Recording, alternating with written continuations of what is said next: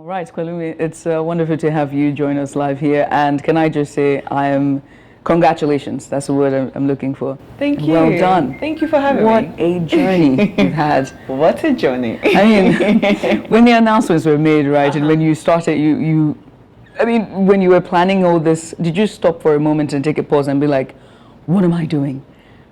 Yes.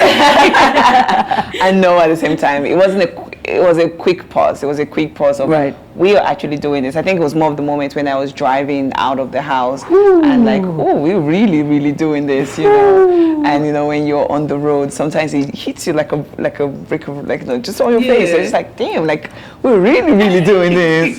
And then when you finally made it to the semi border and crossed into Nigeria, like we really, really did this. Like, so yeah, there were definitely moments of like realization whereby the excitement just got bigger and bigger and bigger, and yeah. I mean, what even inspired you to go on this journey to begin with? What made you wake up one morning and say, Pelumi Nubi, we're going to ride from London to Lagos?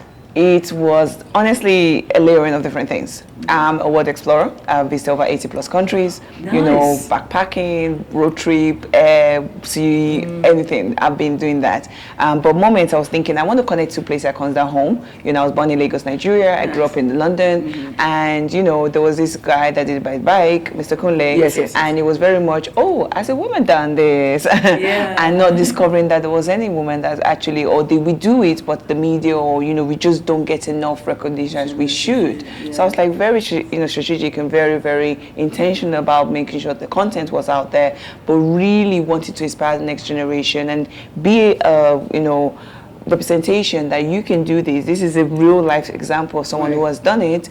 Then go for and seek your own adventure too as well. Yeah, look. How was the preparation like, right? Because this is a long journey. It's a very long journey.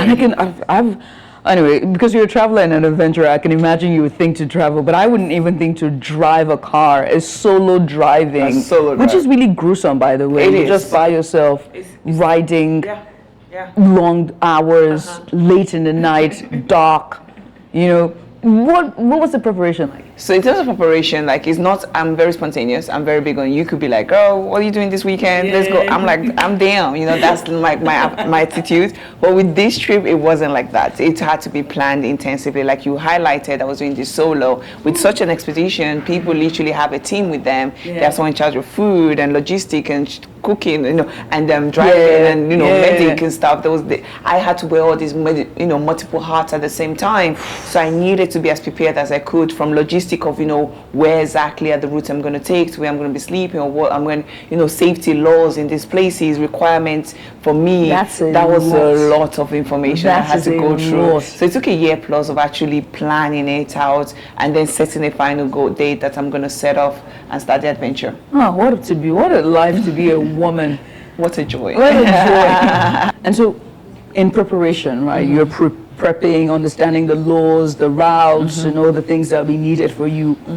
And going through the routing of yourself, I'm sure it was a different experience, wasn't it? Oh yes, absolutely. Just like life, we plan life and we have these goals and that goals, and then life is like, by the way, this is what's going to happen. So it's the same as travel. I think travel is such a beautiful reflection of life, whereby you have all of the things down planned to a T, but then it could be a different law that happens, or there's a holiday that you didn't anticipate for, you know, you got sick as a human being. So there's just so many things that we plan as much, you know, say prepare for the worst, but expect the best kind of thing. But yeah, it's just having that mindset of being flexible enough as well, not a rigid plan per se, but being adaptable and flexibility, which is also something travel teaches you. And I'm sure that's something you'd learn as well in that long journey. What were some challenges that you didn't expect? I mean, you thought, okay, this is the worst that could happen, and then something happens and just delays you or just blows you out of the park, and it's like, whoa, I didn't anticipate this. What was one thing?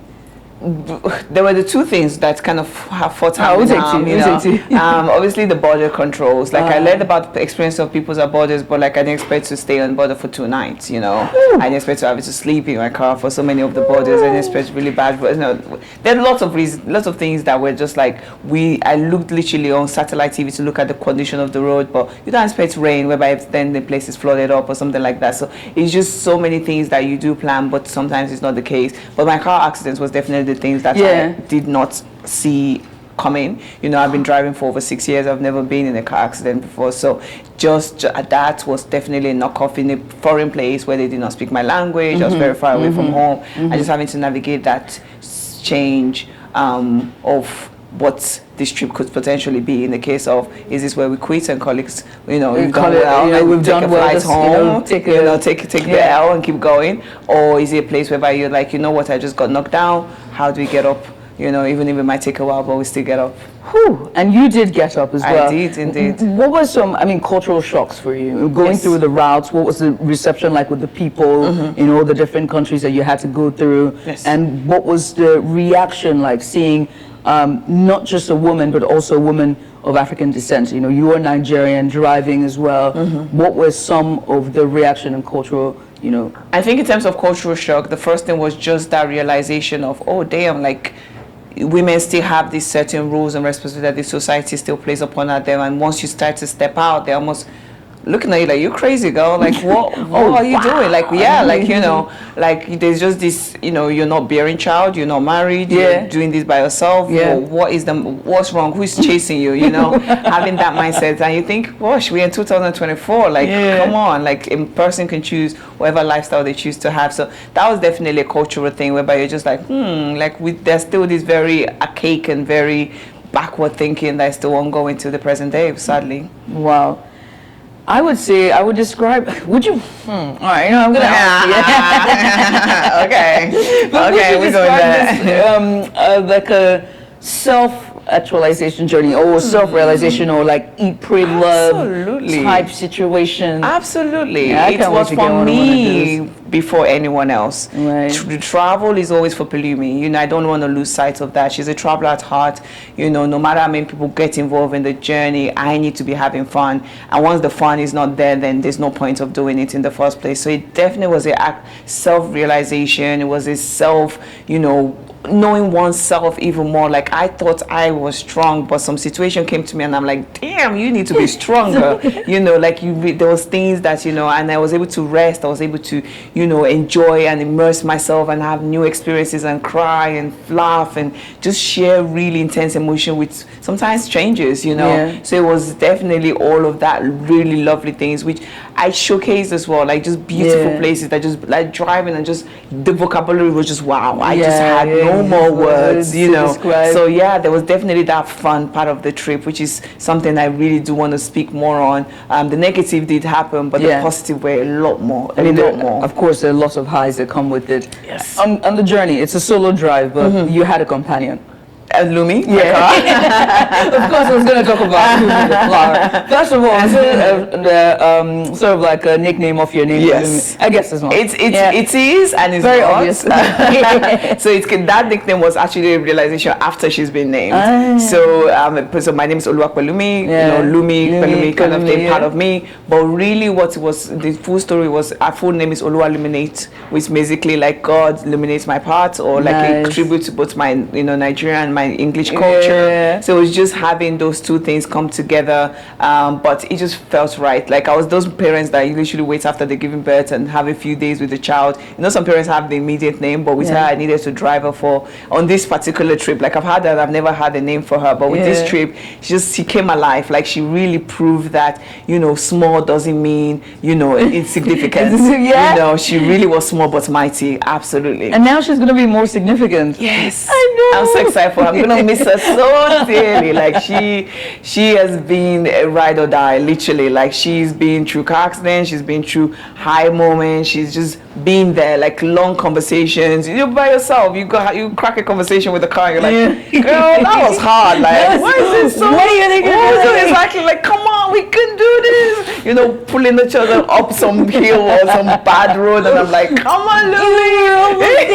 Legit, like full big emotions with her. And you're right, she's gonna be donated to a museum right here in Lagos. So I'm so excited that our legacy continues to live on even long before, even after I'm gone. There'll be people that'll be able to watch our journey, interact with it, and be hopefully inspire future generation to just seek exploration, because we learn so much from traveling. Very inspiring so far that I'm getting. Oh my God!